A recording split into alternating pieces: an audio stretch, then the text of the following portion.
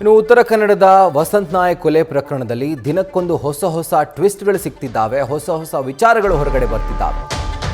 ಆರೋಪಿ ಕಮಲಾಕರ್ ಭಟ್ ಬಗ್ಗೆ ಆತನ ಮನೆಯ ಮಾಲೀಕ ಈಗ ಮಾಹಿತಿಯನ್ನ ಬಿಚ್ಚಿಟ್ಟಿದ್ದಾನೆ. ಕಮಲಾಕರ್ ಭಟ್ ತುಂಬಾ ಒಳ್ಳೆಯವರು, ನನಗೆ 8 ವರ್ಷಗಳಿಂದ ಪರಿಚಯ.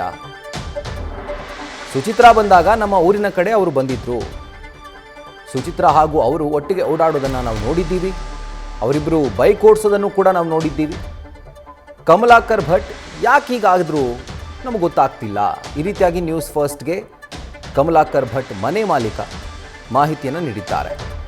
ಅವ್ರ ಭಟ್ಟು 4 ವರ್ಷದಿಂದ ಎದುರುಗಡೆ ಮನೆ ಇರೋದು ನಮ್ಮ ಅಕ್ಕನ ಮಗನ ಮನೆ. ಅವ್ರು 4 ವರ್ಷದಿಂದ ಇಲ್ಲಿ ನಮ್ಮ ಅಕ್ಕನ ಮನೆಯಲ್ಲೇ ಇದ್ದಾರೆ. ಆಗ್ಲಿಂದ ನನಗೆ ತುಂಬ ಪರಿಚಯ ಮತ್ತು ಆತ್ಮೀಯರು ಹೌದು, ನನಗೆ ದೋಸ್ತು ಹೌದು. ನಮ್ಗೆ ಚೆನ್ನಾಗಿ ನಾಗೇಶಣ್ಣ ಅಂತಲೇ ಮಾತಾಡಿಸ್ತಿದ್ರು. ಆಮೇಲೆ ಅವರಲ್ಲಿ ಯದುವಾಳ ಮೂಲಲ್ಲಿ 10 ಎಕರೆ ಜಮೀನು ತಗೊಂಡಿದ್ರು. ಅಲ್ಲಿ ದೇವಸ್ಥಾನ ಕಟ್ಸಿದ್ರು. ಅವ್ರು ನನ್ನ ಲಾರಿ ಇತ್ತು, ಸಣ್ಣ 207 ಮೊಬೈಲ್ ಇತ್ತು. ಅವ್ರದ್ದು ಲಗೇಜ್ ತಗೊಂಡು ಹೋಗೋದು, ಜನ ಕರ್ಕೊಬರೋದೆಲ್ಲ ನನಗೆಲ್ಲ ಸ್ವಲ್ಪ ಕೆಲಸ ಕೊಡ್ತಿದ್ರು. ನಾವು ಸ್ವಲ್ಪ ಅಲ್ಲಿ ಸೇವೆ ಮಾಡ್ತಿದ್ವಿ. ಗೋಶಾಲೆ ಮಾಡಿದರು, 3 ದೇವಸ್ಥಾನ ಕಟ್ಸಿದ್ರು, ಚೆನ್ನಾಗೇ ಇದ್ದರು. ಈಗ ಬರ್ತಾ ಯಾಕೋ ಹಿಂಗಾದರೂ ಗೊತ್ತಾಗಿಲ್ಲ ಏನಂತೇಳಿ. ನಮ್ಮದು ಅಂಗಡಿ ಬೆಳಗ್ಗೆನೂ ನಿಮ್ಮದು ನಮಗೆ ಕೊಡಿ ಅಂತೇಳಿ ಅವರು ಇಲ್ಲಿ ಕಾಲ್ ಸೆಂಟ್ರ್ ಮಾಡ್ಕೊಂಡು ಇಲ್ಲಿದ್ದರು.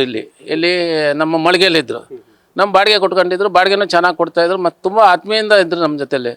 ಅವ್ರು ಭಾರಿ ಒಳ್ಳೆಯ ವ್ಯಕ್ತಿ. ಯಾಕೆಂದರೆ ಒಳ್ಳೆಯ ಒಂದು ಪೂಜೆ ಮಾಡೋ 1800 ಹೋಮ ಮಾಡಿದ್ರೆ ಅವರೇ ಕುಂತು ಮಾಡ್ತಿದ್ರು, ಬೇರೆ ಯಾರಿಗೆ ಕೊಡ್ತಿರಲಿಲ್ಲ. ಮತ್ತು ದಾನ ಧರ್ಮ ಎಲ್ಲ ಇತ್ತು. ಯಾರೇ ಬರಲಿ ಅವ್ರದ್ದು ವಿಚಾರ ಹೆಂಗೆ ಅಂದರೆ ಏನು ಕೇಳಿದ್ರು ಒಂದು ಸ್ವಲ್ಪ ಹೆಲ್ಪ್ ಮಾಡೋ ನೇಚರ್ ಇತ್ತು ಅವರಿಗೆ.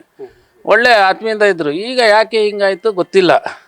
ಈಗ ಅಮ್ಮ ಬಂತು, ಅವ್ರು ಯಾರು ಗೊತ್ತಿಲ್ಲ. ಅಲ್ಲಿ ಮನೆ ಮಾಡಿದ್ರು ಇಲ್ಲೇ ಮೇಲ್ಗಡೆ. ಆ ಮನೆ ಖಾಲಿ ಮಾಡಿ ಇವ್ರು ಇಲ್ಲಿ ಈ ಮನೆಗೆ ಬಂದರು, ನಮ್ಮ ಅಣ್ಣನ ಮನೆಗೆ. ನಾವೇ ಒಂದು 5-6 ತಿಂಗಳೇ ಆಯಿತು.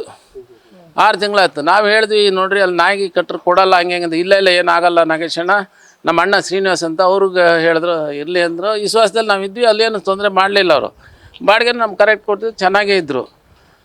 ಮತ್ತು ಅವ್ರ ಬಗ್ಗೆ ಒಳ್ಳೆಯ ಅಭಿಪ್ರಾಯ ಇತ್ತು. ಎಲ್ಲ ಕಡೆಯೂ ಒಳ್ಳೆ ಇದೇ ಇತ್ತು ಭಟ್ರ ಬಗ್ಗೆ. ಈಗ ಹಿಂಗಾಗಿದೆ. ಅಲ್ಲ, ಈಗ ಸುಚಿತ್ರ ಅವ್ರು ಯಾವಾಗಿಂದ ಹೇಳಿದ್ದಾರೆ?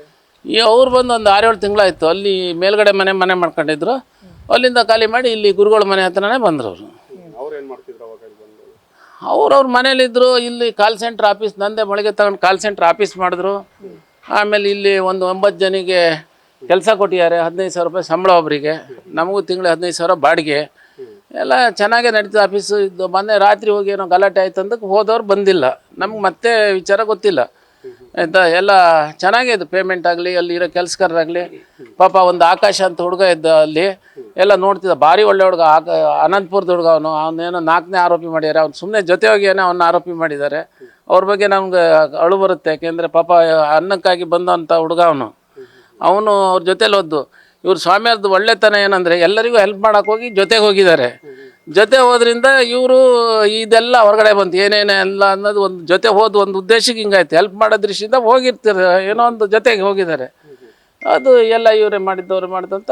ಮೊದಲು ನಿಮಗೆ ಅವ್ರು ಏನು ಗಂಡ ಹೆಂಡತಿ ಅಂತ ಹೇಳ್ಕೊಂಡಿದ್ರೆ ಇಲ್ಲ?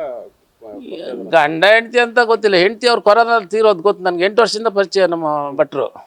ಚೆನ್ನಾಗಿ ನಮ್ಮ ಹತ್ರ ಎಲ್ಲ ತುಂಬ ಚೆನ್ನಾಗಿದ್ರು. ಎಲ್ಲ ಈ ಕೇರಿಲೆಲ್ಲ ಚೆನ್ನಾಗಿ ಸ್ವಲ್ಪ ಡೊನೇಷನ್ ಏನೋ ಕೊಡೋದಾಗಲಿ, ಯಾರಿಗಾರ ಇದಾದರೆ ಕೊಡ್ತಿದ್ರು ಅವರು. ಯಾವ್ದಾರ ಯಾರೇ ಬಂದರೂ ವಾಪಸ್ ಕಳಿಸೋ ಮಾತಿಲ್ಲ. ಏನಾರು ಒಂದು ಹೆಲ್ಪಿಂಗ್ ನೇಚರ್, ಒಳ್ಳೆ ಕೆಪಾಸಿಟಿ ಇತ್ತು ಮಾತ್ರ. ಭಟ್ರು ಅಂದರೆ ಒಂದು 1008 ಕುಂಭ ಹಾಕರು ಬೇರೆಯವ್ರಿಗೆ ಕೊಡಿಸ್ತಿಲ್ಲ, ಇವರೇ ಕುಂತು ಹಾಕೋರು. ನಾನು 2-3 ಸಲ ಗೋವಿಂದಪುರದಲ್ಲಿ ಜಮೀನಿತ್ತು, ಅಲ್ಲೂ ಹೋಗಿದ್ದೆ ನಾನು.